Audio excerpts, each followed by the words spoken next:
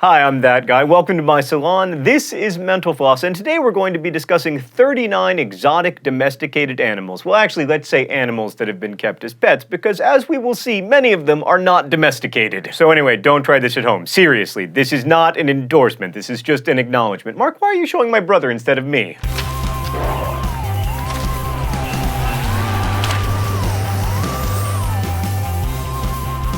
Skunks are often kept as pets, although it is illegal in most states in the US and also a terrible idea. But you'll be surprised to learn that you are allowed to have them in Florida, where Don and Brenda Hawk live with their 15 rescued pet skunks. Tony Joubert of South Africa owns a 10-year-old hippo named Jessica. He rescued her from a flood when she was a baby, and he's had her ever since. Jessica drinks coffee 10 liters a day, to be exact, because, you know, if you're going to have the most dangerous animal in the world as a pet, you should give it coffee. Anyway, Jessica gets along with the family's dogs and is very tame, allegedly. I'll believe it when I see it, which I will never do because hippos are terrifying. It's actually my #1 problem with the movie Madagascar. It promotes inadequate fear of hippos among children. Flying squirrels have been kept as pets for hundreds of years, and many flying squirrel owners claim that their animals are very loving and affectionate. Fun fact, wrestler Ellis Coleman, who competed for the United States Olympic wrestling team, got the nickname Flying Squirrel for his signature move, somersaulting over the person he was wrestling with and tackling them from behind. But when people started calling Gabby Douglas Flying Squirrel during her rise to fame as a gymnast in the 2012 Summer Olympics, Ellis Coleman went out and bought a $500 flying squirrel at the mall and named it Rocky to prove that he was the original flying squirrel. Coleman's Twitter handle, by the way?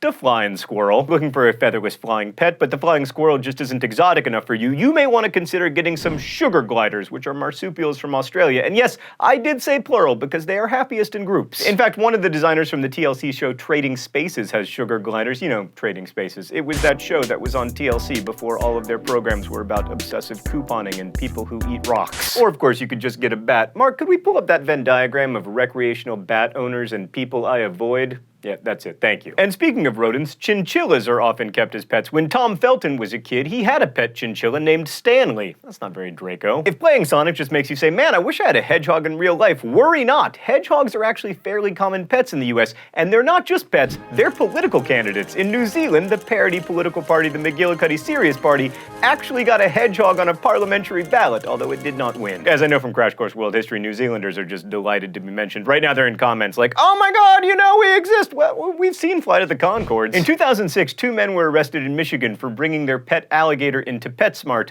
on a leash. Mark, remind me never to take our office dog to PetSmart because she will die. Speaking of pet alligators, President John Quincy Adams had one. He took it to the White House and everything. But that's nothing compared to Teddy Roosevelt's zoo of bears, snakes, a badger, a hyena, and also a one-legged rooster. Salvador Dali had an ocelot named Babu who traveled with him on his yacht, the SS France. Lord Byron, most famous for writing poetry and having affairs, brought a bear to Trinity College out of spite because they didn't allow dogs, but there was no specific rule against bringing bears. You know, that's funny at first, but then you have to live with a bear. Famous astronomer Tycho Brahe owned a pet moose, which he liked so much that he tried to send a moose to a fellow astronomer, Landgrave Wilhelm, which just goes to show you that astronomers in the 1500s were very generous people and also weird. Tippi Hedren had a pet lion, which explains why her daughter Melanie Griffith is so well-rounded. Audrey Hepburn had a deer, Pippin, which slept in a bathtub. By the way, Audrey Hepburn, I know that you didn't know this was coming, but Tumblr is extremely fond of that deer. Aerosmith's Steven Tyler has a raccoon that he likes to bring fishing with him. President Calvin Coolidge also had raccoons, which is one of the many things that Calvin Coolidge and Steven Tyler have in common. You know, pet raccoons, leathery skin, not that great with money. Paris Hilton had a kinkajou, which bit her in 2006. There are almost too many jokes that I can make here, but I'm going to stick with the fact that she called it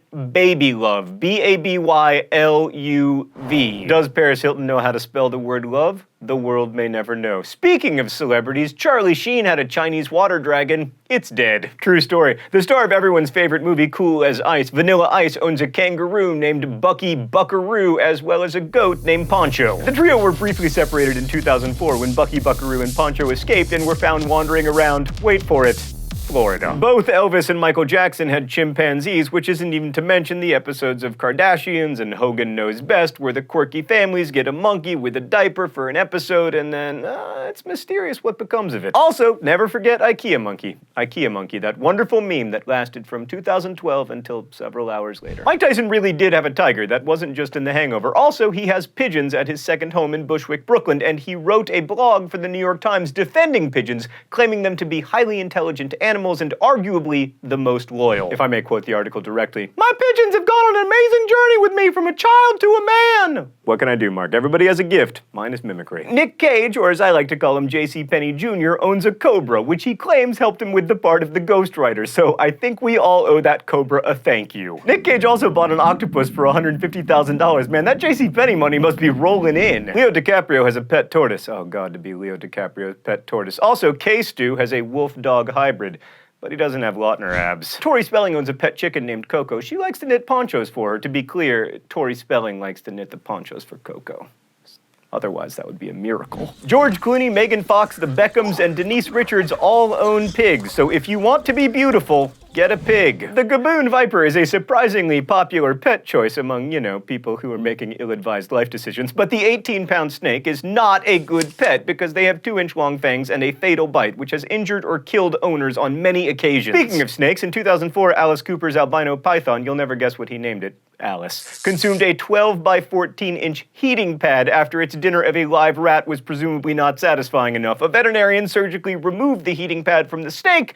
The procedure cost $1,000, but the snake survived. The Institute of Cytology in Russia gained notoriety for domesticating foxes using genetics to breed those who like being around humans and generally show dog-like qualities. They even started to look more like dogs over time. The experiment started in the 1950s and is still going on today. And speaking of breeders creating exotic animals, the Savannah Cat, officially recognized as a breed by the International Cat Association, is part regular cat and part African serval. I think the real surprise here is that there's an International Cat Association. They probably would not approve of our kitty in a jar. In 2012, parents in California, the Florida of the West, gave their daughter a zebra for her 10th birthday. The father explained his reasoning: "I want her to actually have to come out and do something, give him water and feed him every day." Because, you don't have to do those things for a fish. Also in California, 2 escaped pet zebras had to be tracked down by police in Sacramento in 2010.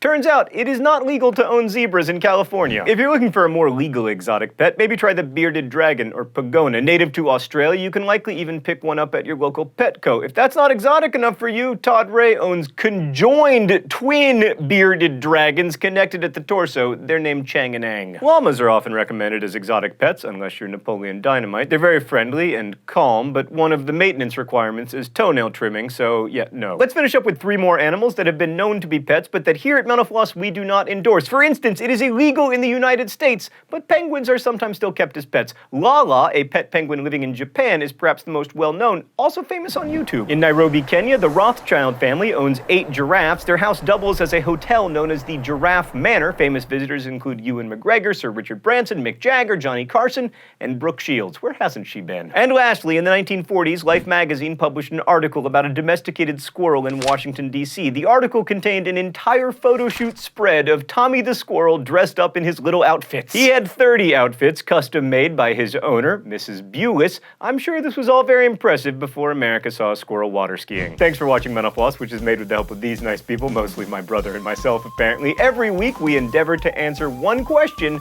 that you have asked. This week the question is my blood really blue until it comes out of my veins? Just like last week's question, there's a one-word answer to this one. No, unless you're a lobster, then it is blue. But then how did you type? With your claws. If you have a question that you'd like answered, please leave it in comments. Thanks again for watching, and as we say in my hometown, don't forget to be awesome.